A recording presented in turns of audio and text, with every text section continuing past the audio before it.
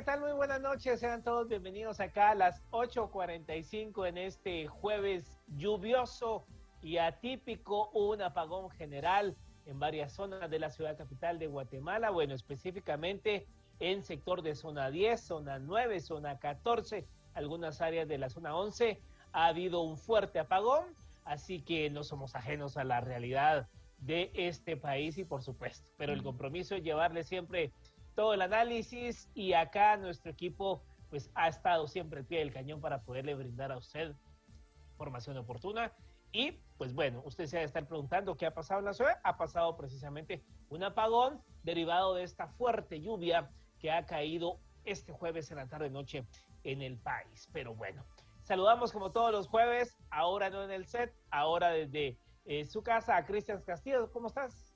Muy buenas noches, Mario. Pues un jueves interesante, un jueves muy ajetreado en términos deportivos. Un saludo para todos los deportistas guatemaltecos que han dejado todo en sus disciplinas y que hoy en particular los hermanos Barrondo estuvieron representando a Guatemala y dando la batalla, como bien referías, representando a nuestro país. Igualmente, pues un día curioso ahora, al cierre de la tarde, muy lluvioso y con el impacto ahora en la energía de la ciudad, pero como bien referías, cumpliendo el mandato y la responsabilidad de poder estar en su hogar y poder poner sobre su mesa la información que pueda ser de utilidad.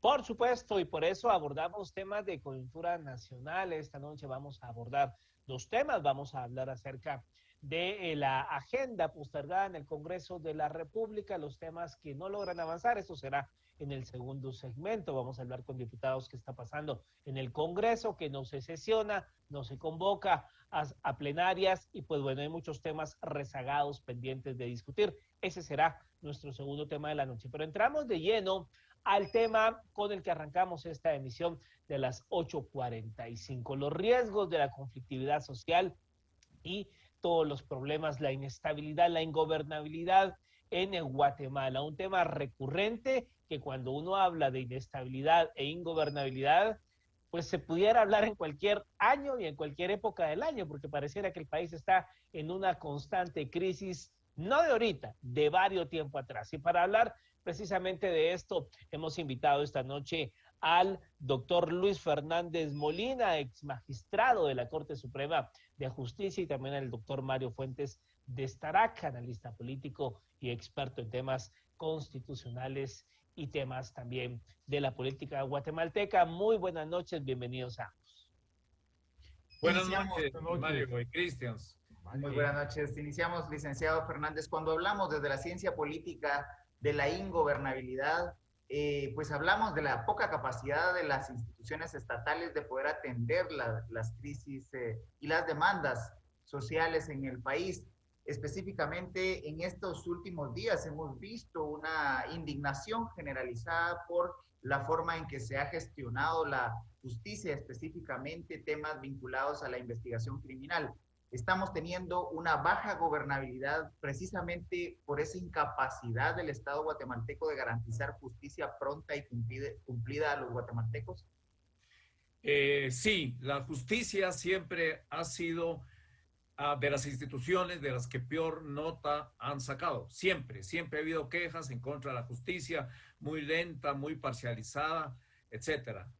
Pero en el momento que se atraviesa, después de los últimos hechos y después de que no se elige Corte Suprema y las salas de apelaciones, llega a un punto de crisis. Yo creo que la justicia está atravesando una crisis que se transmite a toda la gobernabilidad del país, donde los fallos de las tribunales no se respetan, donde los fallos de la máxima autoridad en este sentido, la Corte de Constitucionalidad, tampoco se les hace caso. El primero, ya mencionaron al Congreso le viene del norte la decisión de hace año y medio de la Corte de Constitucionalidad en el sentido de que se eligieran magistrados de sala de apelaciones.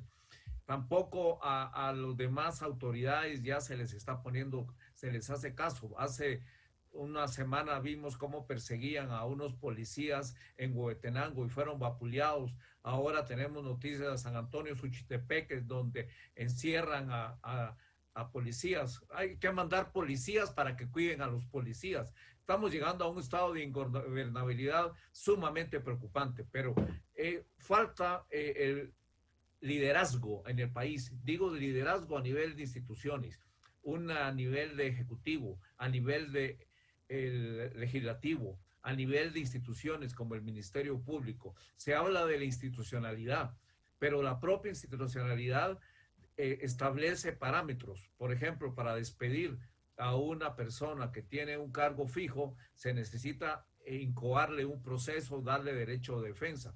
Entonces, no hablemos de defender la institucionalidad en función del Ministerio Público, de la jefa del Ministerio Público, si ella misma no cumple con lo que son las normas institucionales. Y así todo el mundo ya prejuzga. Y hay algo muy diferente de años anteriores, que es los medios de comunicación como Canal Antigua y los medios de comunicación informal, que son los celulares y WhatsApp.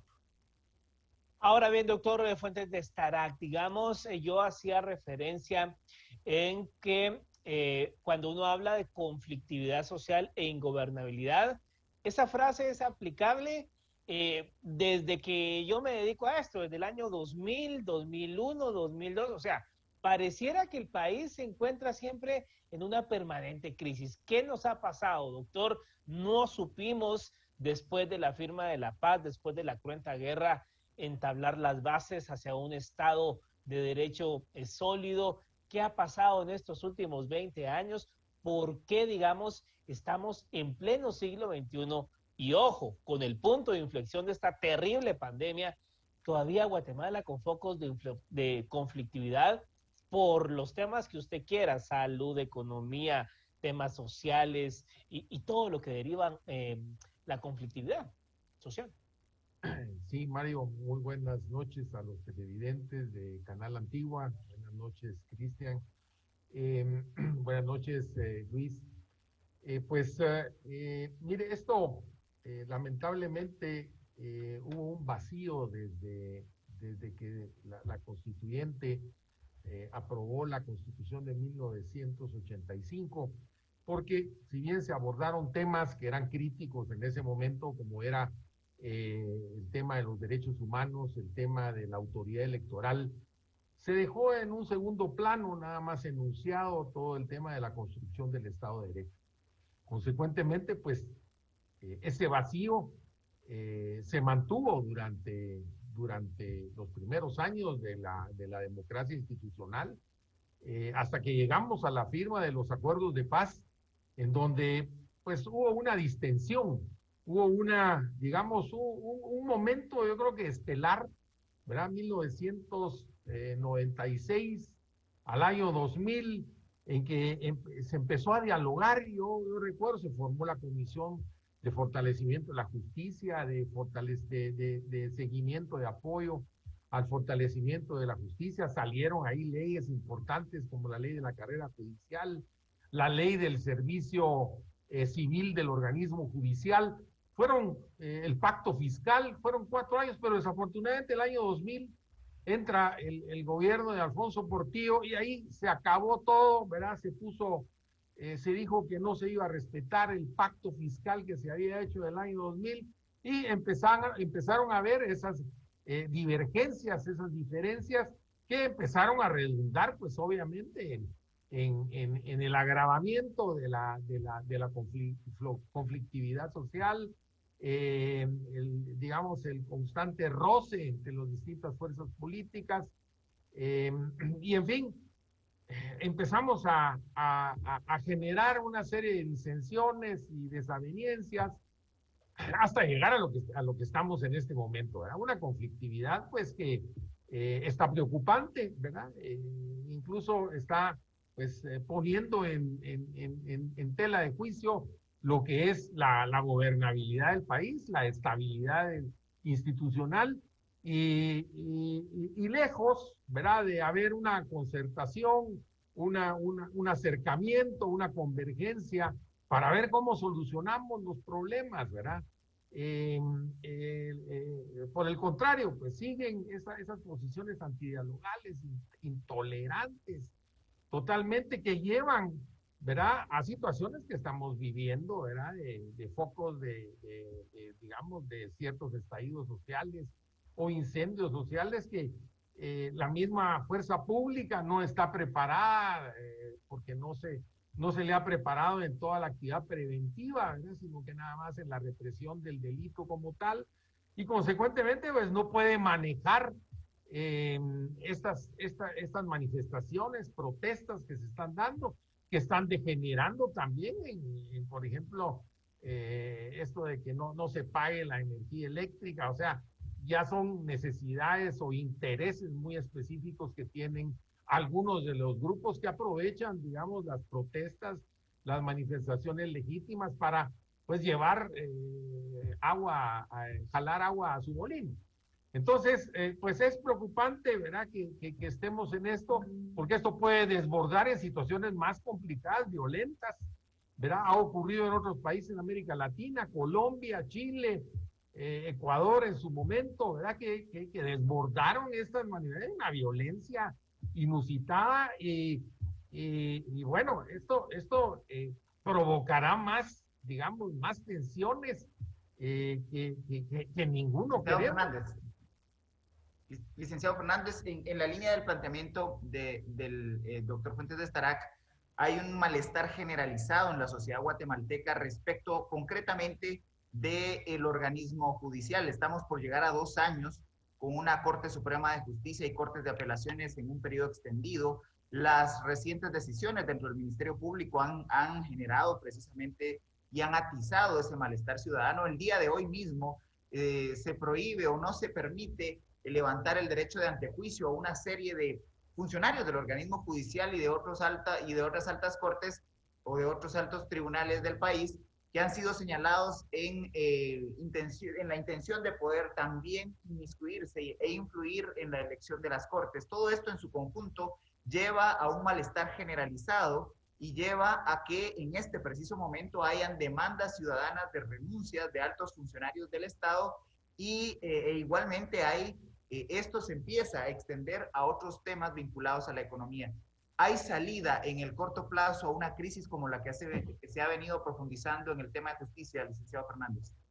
Yo creo que se podrían dar algunos pasos positivos. Uno, que el Congreso se sentara y cumpliera con los fallos de la Corte de Constitucionalidad de hace año y medio.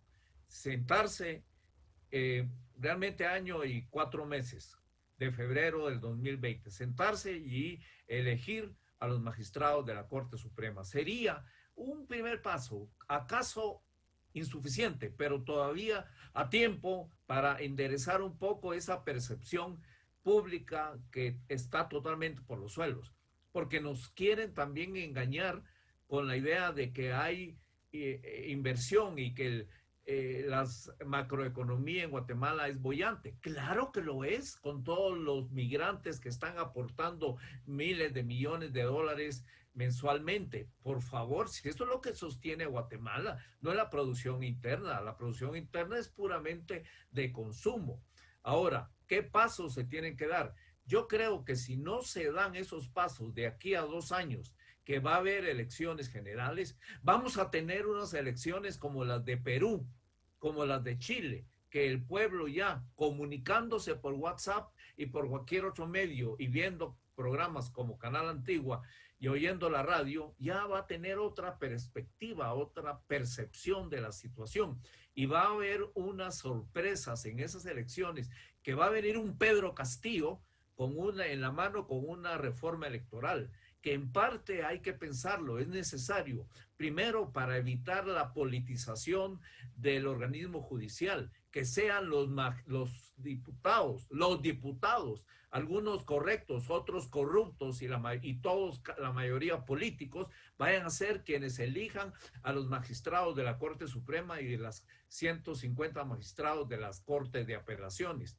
¿Cómo no van a estar supeditados estos impartidores de justicia si el que los va a nombrar o renovar es el organismo legislativo, que es típicamente político? O sea que si no hay cambios de aquí a 2 años, porque todo, estoy de acuerdo con Mario, en el sentido de la Constitución del 85, pero yo le agrego, la gran falla de la Constitución del 85 fue el sistema electoral, que le dio ese monopolio a los partidos políticos y el sistema de voto ciego por planilla. ¿Creen ustedes que los 48 cantones de Totonicapán se sienten realmente representados en el Congreso? Que las personas, de los habitantes de Chisec o de Sayacché se sienten realmente representados. Mentira. Y ya es el momento que van a reclamar. Y eso que se oye mucho de un Estado plurinacional, creo que ya está a punto de caramelo para que de aquí en 2 años, o si no, en las elecciones de 2 años, nos vamos a llevar una muy desagradable sorpresa. Ahora bien, doctor Fuentes de Starac, digamos, aquí vemos varios elementos para un caldo de cultivo que, insisto, desde que yo tengo uso de razón, siempre se habla de que va a llegar un momento de una gran explosión social en Guatemala. Esto lo vengo viendo yo fácil para no perdernos tanto desde hace unos 20 años atrás. Pero digamos, van creciendo elementos que uno llega a pensar que esto sí puede ser posible o que puede llegar a haber alguna explosión social en donde ya el Estado no pueda ni contener manifestaciones. Hemos visto, por ejemplo, casos de sacan a pedradas a la PNC en el sur del país, en Suchitepeques, retención de trabajadores de la empresa eléctrica, la policía que también intimida manifestantes, es decir, todo un caldo de cultivo donde cada quien quiere ejercer su derecho, la autoridad quiere precisamente pues guardar el orden público, los manifestantes quieren tener su derecho a manifestación, pero al final nadie se logra poner de acuerdo y esto pareciera que es un caldo de cultivo que en algún momento va a estallar, doctor Fuentes de Starac. Sí, mire, lo que sucede es que hay un vacío de Estado en todo el territorio nacional. Ese vacío de Estado se refleja precisamente cuando hay estas situaciones coyunturales de crisis, ¿verdad? No hay una presencia de Estado importante, ¿verdad? Y es de las distintas instituciones, ¿verdad? Bueno, por eso es que, digamos, aplaudimos el año pasado cuando el Ministerio Público anunció que ya tenía cobertura en todos los municipios del país. Eso no ocurría, digamos, bueno, por lo menos hemos avanzado en ese sentido, ¿verdad?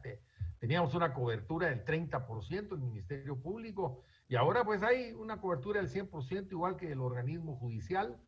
Esto permite que, por ejemplo, los juzgados de paz empiecen a conocer en todos los municipios de la República de los delitos de hasta 5 años de prisión. Antes no se podía porque tenía que haber presencia del Ministerio Público en ese municipio. Entonces, pues hay que seguir construyendo. Yo creo que el vacío de autoridad es muy importante.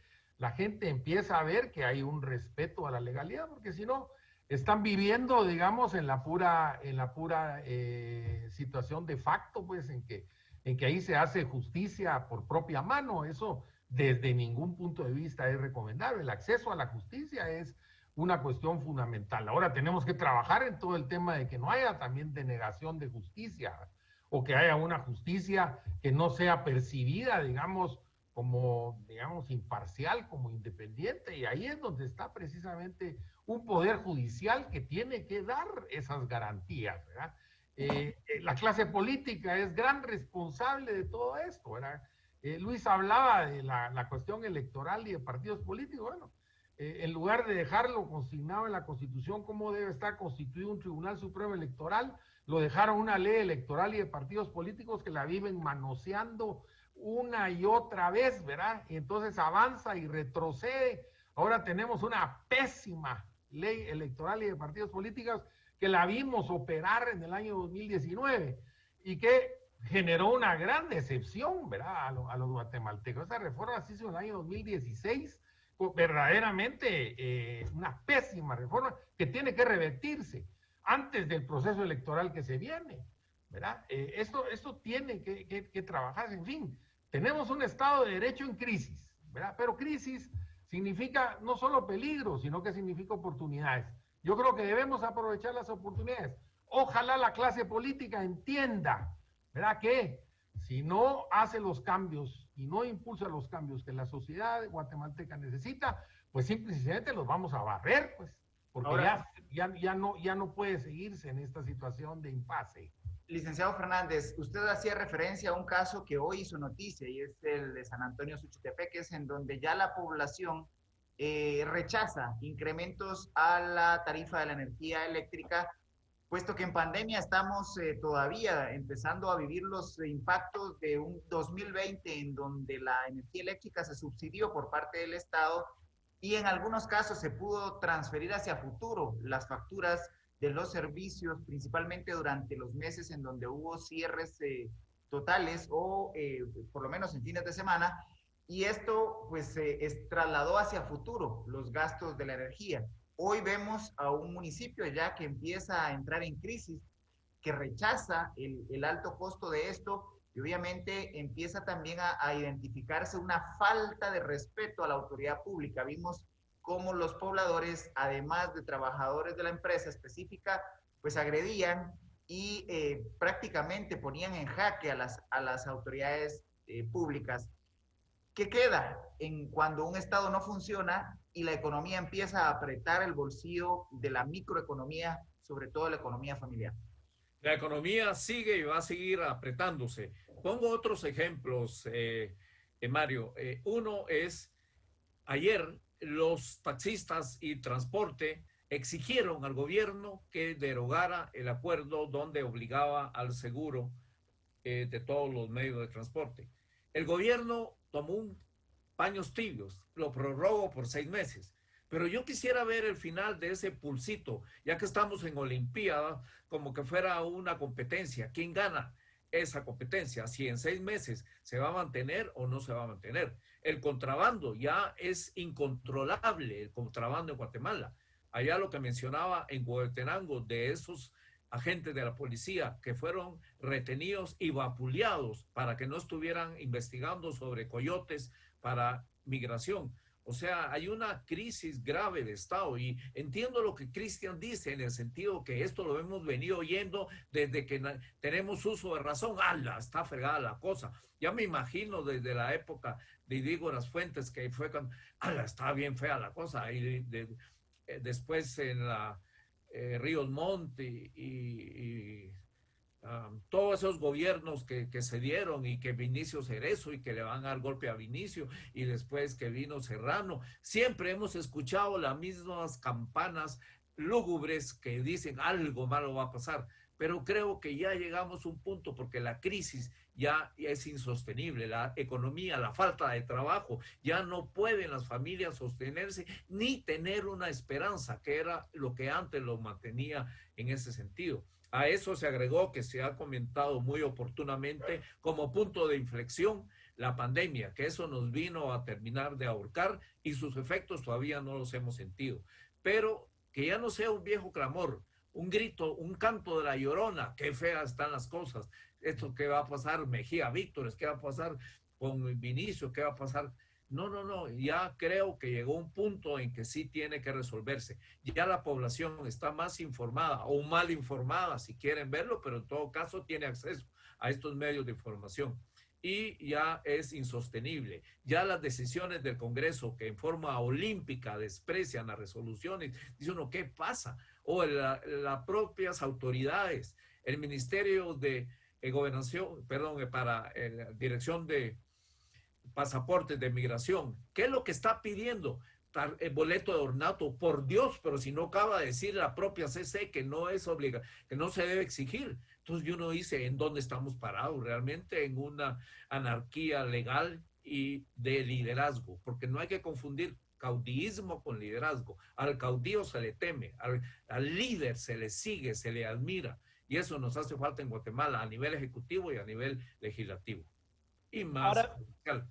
ahora bien, doctor Mario Fuentes de Starac, algunas personas, líderes de opinión o tanques de pensamiento, empiezan a alertar de convertirse Guatemala y con el perdón de los hermanos nicaragüenses, de convertirse Guatemala en una Nicaragua, en donde vemos ya algo tan burdo al extremo que Daniel Ortega mandó a encarcelar a todos sus opositores políticos, precandidatos presidenciales, y oh sorpresa, el día lunes el sandinismo anunció al matrimonio eh, Rosario Murillo y Daniel Ortega como el binomio para contender en noviembre. Ya sabemos quién va a ganar esa elección, ¿verdad? O sea, ahí no hay mucho que perderse. ¿Qué opina usted al respecto? Mire, Daniel Ortega era un dictador desde los años 80, ¿verdad? Afortunadamente para Nicaragua se logró yo creo que las presiones internacionales lograron sacar a este sátrapa del poder en los años 90. Sin embargo, los nicaragüenses, sobre todo las fuerzas democráticas, empezaron en una lucha intestina, ¿verdad? Tremenda entre ellas, incluso la corrupción, ¿verdad? Desquició totalmente a los gobiernos que sucedieron al sandinismo de la década de los 80. Y consecuentemente este señor, ¿verdad? A base de maniobras, etcétera, logró retornar al poder en el año 2007. Todos sabíamos que iba a ser otro sátrapa, ¿verdad? Y evolucionó lo mismo, fraudes electorales y todo. Y bueno, ahorita lo que tiene Nicaragua es una dinastía totalmente. Él y su mujer son los que mandan, ¿verdad? Entonces, simplemente esa es una... Aquí en Guatemala no ha pasado eso. Aquí ha habido una alternancia en el ejercicio del poder. Claro, no están las instituciones como digamos, en sus óptimos momentos, ¿verdad? Ha habido un deterioro en la conformación de las distintas instituciones. Por ejemplo, el Tribunal Supremo Electoral, pues no está en su mejor hora, ¿verdad? Ojalá tuviéramos al licenciado Gerbruger presidiendo el Tribunal Supremo Electoral, pero no es así. Pero entonces, ¿qué es lo que tenemos que hacer? Bueno, tenemos que renovar esas instituciones, pero no destruirlas, pues no erosionarlas totalmente y querer construir un nuevo sistema sobre la ruina del anterior sistema que ha sido de lo de toda la vida, ¿verdad? Golpes de Estado, zafarranchos, etcétera. Al final terminamos en un vacío institucional y en un volver a comenzar, ¿verdad? Yo creo que es importante que nos esmeremos en construir seguir construyendo nuestra institucionalidad. Yo le digo que cuando yo era joven, digamos, que fue en la época de los regímenes militaristas, la situación estaba terrible, pues. Pero ahí no había libertad de expresión. Por ejemplo, miren lo que estamos diciendo nosotros en este momento. Hemos avanzado, hay libertad de expresión de ideas, por ejemplo. Eso no existía en esa época, no mataban a uno. Dios guarde, esgrimir un argumento a través de los medios de comunicación. Hemos avanzado. Y yo creo que no solo hay que ver desde una perspectiva negativa lo que está pasando, ¿no? Yo creo que hemos ido avanzando, hemos ido progresando y debemos continuar, ¿verdad? No debemos ser demasiado pesimistas para paralizarnos y no hacer absolutamente nada. Yo creo que es un buen momento de reflexión, ¿verdad? Es un buen momento de autocrítica, ¿verdad? Y los que no estén dispuestos a hacer la autocrítica, bueno, hay que superarlos y desplazarlos, ¿verdad? Y por eso es que yo invoco a las juventudes, que son las que tienen que tomar en este momento las riendas. Ya nosotros los viejos ya estamos en la última etapa de nuestras vidas. Los jóvenes son los que tienen que entrar a batear en este momento. Yo los exhorto a que entren a participar. Bueno, pues muchas gracias al doctor Mario Fuentes de Starac y al doctor Luis Fernández Molina, ex magistrado de la Corte Suprema de Justicia, por haber estado en este segmento en las 8:45. Muchas gracias. Buenas noches. A ustedes, muchas gracias. Buenas noches. Buenas noches. Buenas noches, Mario. Bueno, Cristian, un tema por demás de coyuntura actual y sobre todo creo yo que me quedo con una idea del doctor Mario Fuentes de Starac en cuanto a que es cierto, no solo hay que ver, digamos, toda la penumbra y toda la nubosidad que puede haber en el ambiente, sino que también hay que ver que hay personas dispuestas a querer cambiar las cosas y hay personas que están dispuestas a trabajar por el país y creo yo que hay que encontrar puntos convergentes. Podemos pensar de forma distinta, pero todos tenemos algo en común, todos queremos un mejor país y tener una institucionalidad que le responda al ciudadano, ¿no? Y es que el reto que lanzaban ambos invitados es precisamente construir democracia, y la democracia se vive no solo en las autoridades electas, sino también en la población. Y aquí el gran llamado es a defender esos derechos constitucionales que ya se referían, la libre emisión del pensamiento, la libertad de expresión, pero también una manifestación que no ponga en riesgo la dignidad y la integridad física de quienes han, de buena fe, salido a las calles a plantear sus demandas. Por supuesto. Bueno, 10 de la noche con 6 minutos. Vamos a hacer una breve pausa y volvemos para hablar de qué pasa en el Congreso y la agenda que está en pausa. Ya venimos.